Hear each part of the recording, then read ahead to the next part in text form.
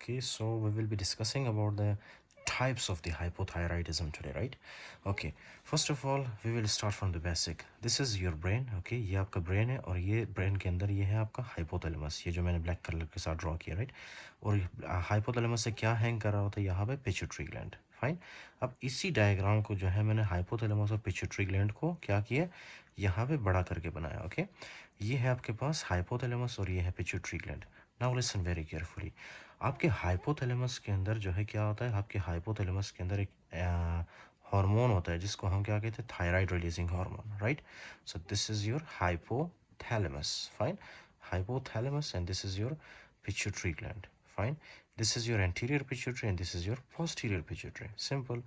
अब ये जो थायराइड रिलीजिंग हार्मोन है, this will come from hypothalamus into the pituitary gland, into the pituitary gland. What pituitary gland? Which pituitary gland? This is the anterior pituitary gland. Fine, anterior pituitary gland. यहाँ पे आके ये क्या करता है, pituitary gland को stimulate करता है. फिर pituitary gland से क्या release होता है, thyroid stimulating hormone. Fine, thyroid stimulating hormone release होता है. फिर यही थायराइड स्टिमुलेटिंग हार्मोन कहाँ पे आके बाइंड करता है, ये आपके पास है थायराइड ग्लैंड, राइट? यही थायराइड स्टिमुलेटिंग हार्मोन ये आता है आपके थायराइड थायराइड स्टिमुलेटिंग हार्मोन के रिसेप्टर के साथ बाइंड करता है, ओके? ये है इसका रिसेप्टर, फाइन. इसके साथ बाइंड करता है तो क्या होगा, ये थायराइड को स्टिमुलेट करता है. थायराइड स्टिमुलेटिंग हार्मोन का मतलब क्या है, एक ऐसा हार्मोन जो कि थायराइड ग्लैंड को स्टिमुलेट करे. सो ये आपके पास थायराइड ग्लैंड है, जब ये स्टिमुलेट होता है so this will release T3 and T4, simple. See here, this is the hypothalamus. Hypothalamus से क्या रिलीज होता है, थायराइड रिलीजिंग हार्मोन. फिर यही थायराइड रिलीजिंग हार्मोन हाइपोथैलेमस से आके आपके एंटीरियर पिट्यूटरी में आ जाता है. फिर एंटीरियर पिट्यूटरी को स्टिमुलेट करता है कि वो क्या रिलीज करे, थायराइड स्टिमुलेटिंग हार्मोन. यही थायराइड स्टिमुलेटिंग हार्मोन आपके ब्लड सर्कुलेशन के थ्रू जाता है, अपने रिसेप्टर के साथ बाइंड करता है. इसका रिसेप्टर कहाँ पे होता है, थायराइड ग्लैंड के ऊपर. तो जैसे ही अपने रिसेप्टर के साथ बाइंड करता है तो थायराइड ग्लैंड क्या रिलीज करता है, T3 and T4, right, simple. अब ये जो T3 T4 है ये क्या करते हैं आपके बॉडी के अंदर, you must remember one thing कि आपके okay, this T3 T4 almost acts, okay, on all cells of your body, all 36-37 trillions of cells of your body, okay? This T3 T4 will act almost on all cells of your body. So क्या है कि ये आपकी जो body है, right, वो किस चीज़ से बना होता है, उसका जो बिल्डिंग ब्लॉक है obviously that is the cell, okay?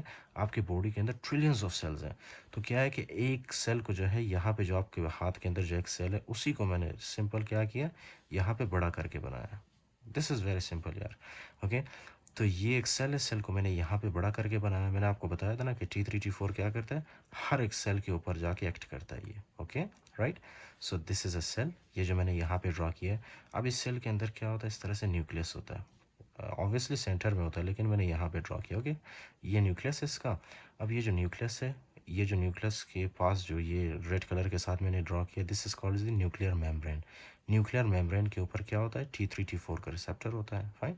तो ये T3 T4 क्या करते हैं, इस तरह से अपने रिसेप्टर के साथ आके यहाँ पे सेल के अंदर न्यूक्लियर रिसेप्टर, न्यूक्लियर मेम्ब्रेन के ऊपर इसका रिसेप्टर होता है, यहाँ पे आके ये क्या करता है, बाइंड करता है इस रिसेप्टर के साथ, simple, okay?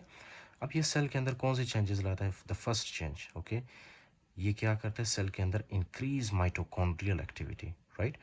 You know what is mitochondria, आपने 9th-10th में पढ़ा था, right? Mitochondria is the power house of cell, okay?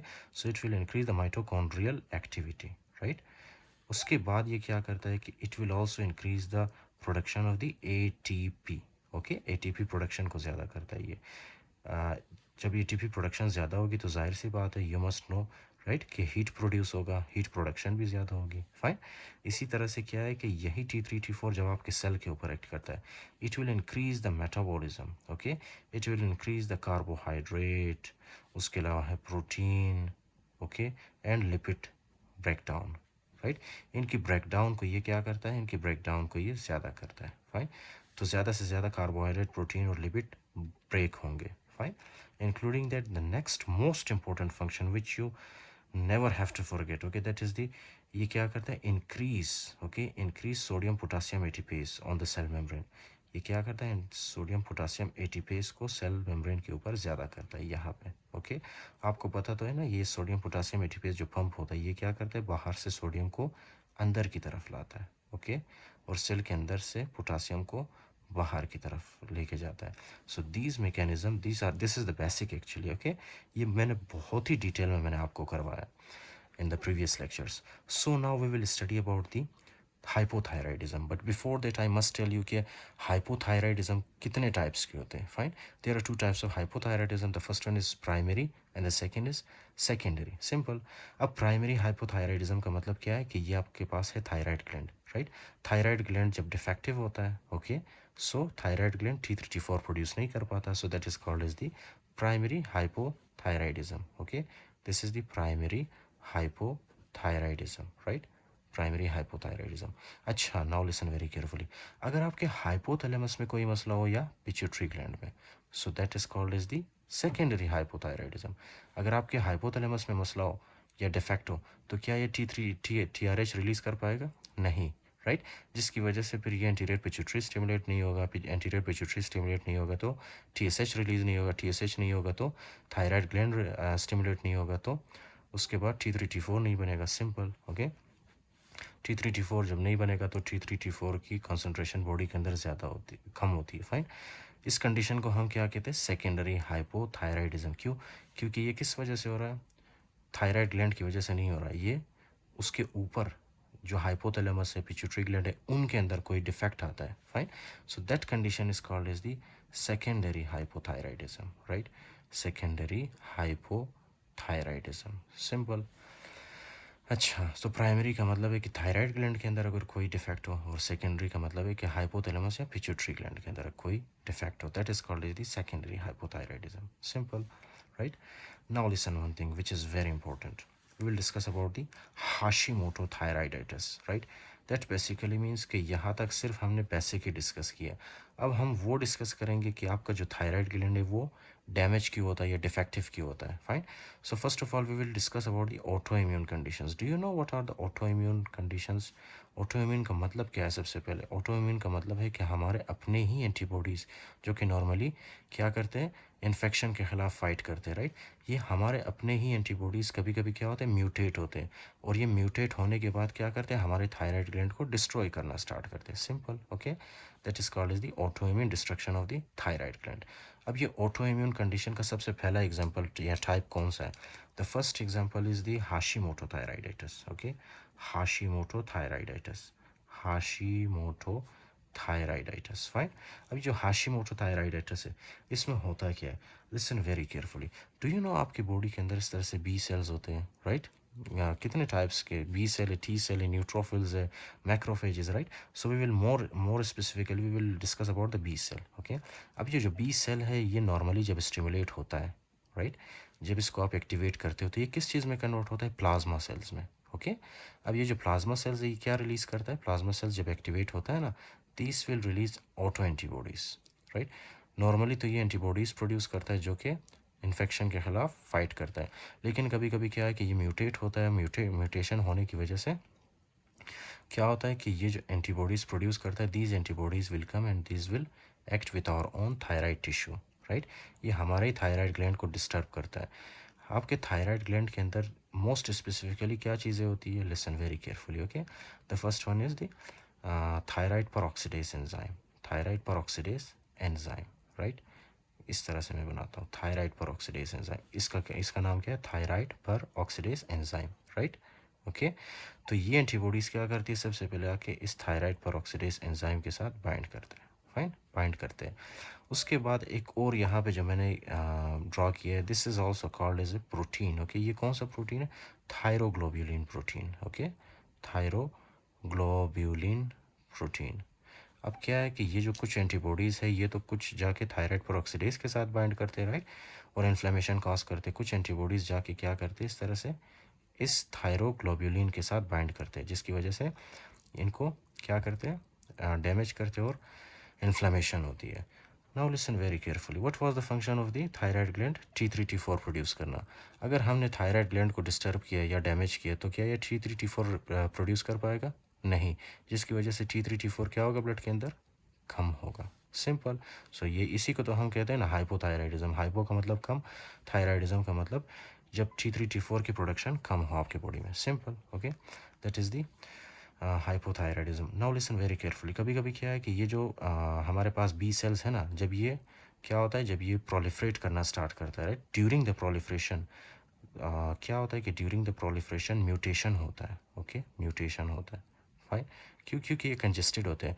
आप किसी बंदे से भी अगर काम ज़्यादा करवा लो, right, so at the end he will become very angry. Okay, he will become very very angry and हो सकता है कि वो कुछ गलत कर बैठे। सिंपल। ओके, इसी तरह से है आपके बी सेल्स। बी सेल्स जब ज़्यादा प्रोलिफरेट करता है ना, तो वो ज़्यादा प्रोलिफरेशन होने की वजह से ये जल्दी जल्दी बस बनाता जाता है सेल, राइट, बनाता जाता है, जिसकी वजह से म्यूटेशन या एरर होने के चांसेस बहुत ज़्यादा होते हैं। सिंपल। आप क्या है कि मैं अभी आपको अगर मैं बताऊं कि 100 वर्ड्स ऑफ ऐसे लिखो आप, राइट, 1 मिनट के अंदर, तो जब आप 100 वर्ड्स ऑफ ऐसे लिखोगे ना 1 मिनट के अंदर, क्या है कि आपके ऐसे के अंदर बहुत सारी grammatical errors, right, punctuation, full stop, apostrophe mistakes बहुत ज़्यादा होंगी, राइट। तो इसी तरह से जब बी सेल ज़्यादा प्रोलिफरेट करता है, राइट, तो उसके अंदर म्यूटेशन होने के चांसेस ज़्यादा होते हैं। फाइन। म्यूटेशन होने के चांसेस ज़्यादा हो जाता है, जिसकी वजह से क्या है कि बी सेल जब इसकी म्यूटेशन होती है, so this will lead to B cell lymphoma. Okay, आपको पता है Hodgkin's, non Hodgkin's lymphoma, I will teach you in the hematology, don't worry. Okay, so B cell lymphoma होने के चांसेस बहुत ज़्यादा होते हैं इसमें, right, during the proliferation specially. So these patients may present with B cell lymphoma. Okay, right, so these are the important findings that you have to remember about this, right.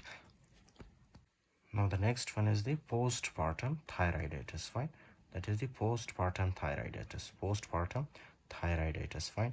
अब ये जो postpartum thyroiditis है, इसके नाम से ही जाहिर है कि ये क्या होता है after the delivery. Okay, postpartum after the delivery क्या होता है, कभी कभी एंटीबॉडीज़ बनती है इस तरह से। ये एंटीबॉडीज़ क्या करती है, एंटीबॉडीज़ जाके थायराइड ग्लैंड को डैमेज करते हैं। फाइन।